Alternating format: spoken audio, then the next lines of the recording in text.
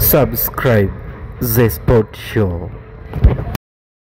Wallace Karia, rais wa TFF, kwa kinachoonekana ni kwamba kakalia kuti kavu. Kuna wajumbe kadhaa kutoka sehemu mbalimbali wamemkalia kohoni, lakini kuna kubwa zaidi ambalo linaendelea kuhusiana na Zengwe na namna ambavyo pia ataweza kushinda urais. Kuna vita inayopigwa dhidi yake, lakini kuna vikwazo vipo dhidi yake, na kingine zaidi ni kwamba kuna ushindi mkubwa mbele yake. Kutaka kujua kwa undani zaidi, naomba uweze kufuatilia zaidi huu uchambuzi mwanzo mpaka mwisho, ili uweze kufahamu machache, kwa sababu kuna kitu ambacho nimeweza kukiona, nimeona niweze kushare nanyi, lakini pia tuweze kujadili kwa pamoja kuhusiana na hili sakata la uchaguzi wa TFF unaoenda kufanyika mwezi wa 8. Kwako wewe, unaona kuna uhuru katika huu uchaguzi? Pili, unaona kuna haki kwenye huu uchaguzi? Lakini pia unaona kwamba baada ya huu uchaguzi mpira wetu utakuwa wapi? Hilo ndo swali la msingi ambalo lipo. Tafadhali naomba unipe sikio mwanzo mpaka mwisho.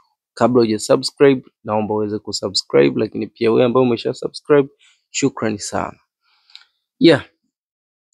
Pichani ni Steven Mguto, aliyekuwa mwenyekiti wa bodi ya ligi, ambaye aliwasilisha barua ya kujiuzulu kwenye nafasi yake, na baada ya hapo masaa machache mbele kulitangazwa uchaguzi wa TFF. Barua na fomu za uchaguzi zikawa zimeanza kutoka tangu Jumatatu, lakini kubwa zaidi ni kwamba watu ambao wamekwisha kuchukua fomu, ndo hapo kuna maswali mengi zaidi ambayo yanaendelea kuliko kitu chochote kile. Kinachoendelea mpaka sasa hivi ni pressure ya uchaguzi, ambapo ukitizama kwa makini unaona kwamba upande wa klabu ya Yanga au waliokuwa wanachama wa Yanga wa zamani ambao wameichezea Yanga ndio ambao unaongoza zaidi kutaka kuwania urais wa TFF kuliko upande wote ule. Mpaka dakika hii sijaona upande wa mwanachama wa Simba au wachezaji wa zamani wa Simba wakiwa wanataka nafasi ya urais, bali unaona ni baadhi ya either waliowahi kutumikia Yanga kwa namna moja ama nyingine wakiwania kuchukua fomu ili kuweza kutafuta kinyang'anyiro. Kwa mfano kuna Mshindo Msola, lakini pia kuna Ali Mayai, lakini kuna Hashim, yani wapo wengi mpaka dakika hii, ila kubwa zaidi linalozungumzwa kutoka hao ambao wako upande wa Yanga wanazungumzia issue ya endorsement, ambapo endorsement ni kama vile tuseme udhamini, ambapo kuna kanuni zimewekwa. Sasa kwenye hii sakata kuna baadhi ya watu ambao wanataka kulifanya kuwa big agenda, kwa sababu huo ni utaratibu uliwekwa tangu muda mrefu, na utaratibu wa soka au utaratibu wa CAF ni tofauti na utaratibu wa uchaguzi wetu kama wa serikali ya mtaa, sijui kumchagua kiongozi gani wa serikali ya mtaa. Kwa uchaguzi ambazo zinasimamiwa na FIFA au na CAF za kuwa na utofauti sana, na moja ya utofauti wao unakuja pale ambapo kuna kanuni ambazo zinaongozwa na CAF ambazo wanachama walioko chini ya CAF lazima wazifuate. Mojawapo ni kiwepo endorsement. Kuna sehemu 5 ambapo anayetaka kuwania urais ni lazima awe amepita au ameweza kukubalika na pia kupewa udhamini.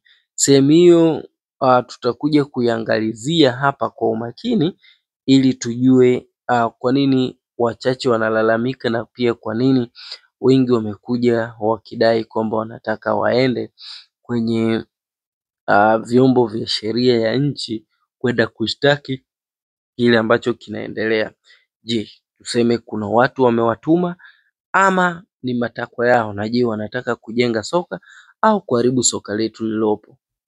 Nasema hivyo kwa sababu kanuni ya FIFA inasema masuala ya michezo hayawezi kupelekwa mahakamani.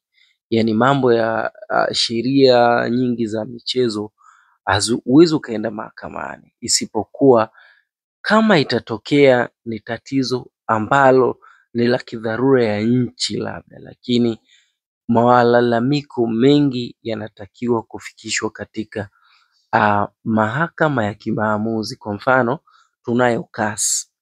CAS ndio inayofanya maamuzi ya haki kunako swala zima la mpira. Ukumbuke nitolee mfano Yanga ameweza kupelekwa katika malalamiko ama ameweza kumshtaki Bernard Morrison, lakini katika hayo mashtaka Bernard Morrison aliweza kushinda.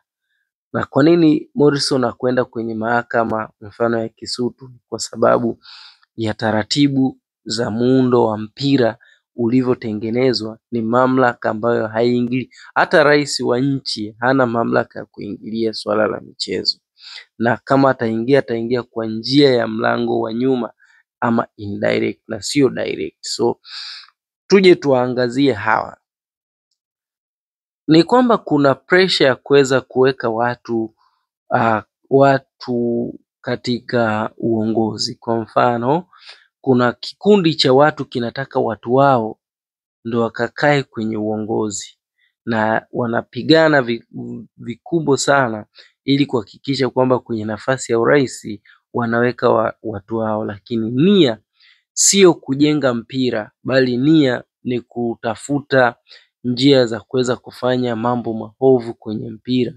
ikiwemo swala la upangaji wa matokeo, lakini pia ikiwemo swala la kuweza kuwa mabingwa pasipokuwa haki ya mpira. Tunaposema hivyo tunamaanisha kwamba kwa mfano inapotokea klabu mojawapo inashinikiza kutaka watu wao ndo wawepo kwenye uongozi wa nafasi ya juu na kuondoa waliopo, unaona picha kabisa kwamba wale watu hawana nia ya mpira. Kwa nini? Kwa sababu endapo uchaguzi utakuwa umeisha, wale watu watafanya kazi kwa matakwa ya mpira au watafanya kazi kwa matakwa ya timu iliyoweka pale juu. Ni dhahiri shairi kwamba watafanya kwa kulinda maslahi ya wale waliowaweka juu na sio maslahi ya mpira. So kanuni hizi zilizopo, unashangaa mtu anakuambia anaenda mahakamani kwenda kushtaki kwa sheria zilizowekwa zilizofanyiwa marekebisho 2019. Swali linakuja kwamba kwa nini leo hii 2025 ndo yaani baada ya kusikia uchaguzi unataka kufanyika ndo uende mahakamani kwenda kushtaki, lakini tangu 2019 ulikuwepo pale pale, haujawahi kuzungumza chochote na haujawahi kusema chochote. Kwa hiyo kwa namna moja ama nyingine, hao wanaotaka kuja wajipange kwa ajili ya ajenda ya kutaka wajumbe wajue kwamba wanakuja kufanya yapi, na sio yale ambayo wamekwisha kutengenezwa kwamba waje kwa ajenda ya kutaka kuharibu. Si haki kabisa, kutokana na uhalisia wa haya ambayo yapo. So tafadhali naomba tuweze kufuatilia kwa makini hizi taarifa za uchaguzi na huu uchaguzi, tusije baadaye tukajuta kwamba ni heri ya waliokuwepo. Kesho nitakuletea habari kubwa zaidi kuhusiana na haya yanayoendelea. Asante sana.